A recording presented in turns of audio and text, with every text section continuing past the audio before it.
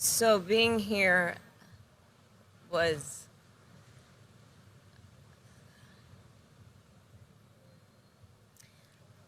immensely powerful and moving.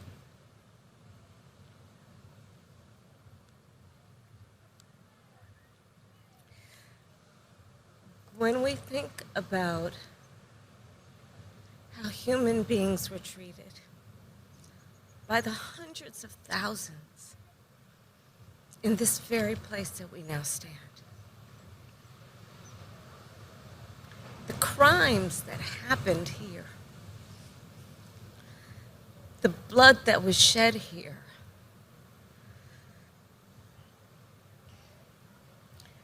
there are dungeons here where human beings were kept, men, women, and children. They were kidnapped from their homes. They were transported hundreds of miles from their homes, not really sure where they were headed, and they came to this place of horror.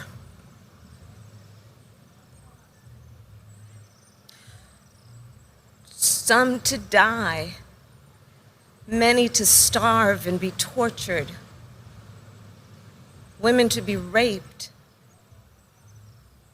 before they were then forcibly taken on a journey thousands of miles from their home to be sold by so-called merchants and taken to the Americas, to the Caribbean, to be an enslaved people. We don't know the numbers who died on their way to this place, the numbers who were killed during that passage on the Atlantic.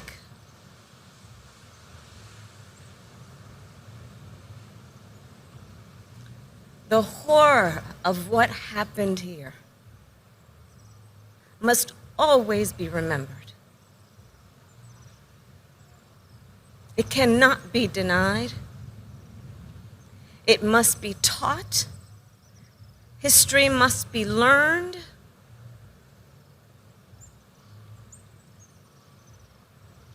And we must then be guided by what we know also to be the history of those who survived in the Americas, in the Caribbean, those who proudly declare themselves to be the diaspora, who then came out of,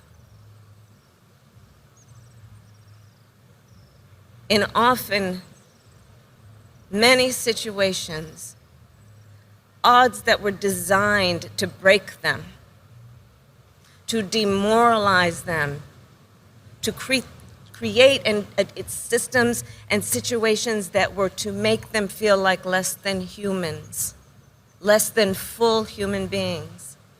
But yet they survived. And they tell another history, a history of endurance, a history of faith, a history in believing what is possible, a history not only that tells about the ability that each individual has to survive, but to thrive. And so all these stories must be told. All these stories must be told in a way that we take from this place the pain we all feel, the anguish that reeks from this place. And we then carry the knowledge that we have gained here toward the work that we do in lifting up all people, in recognizing the struggles of all people, of fighting for, as the walls of this place talk about, justice and freedom for all people, human rights for all people. So that's what I take from being here. The descendants of the people who walked through that door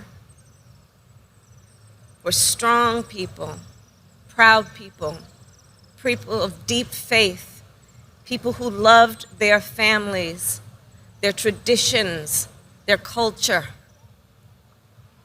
and carried that innate being with them through all of these periods.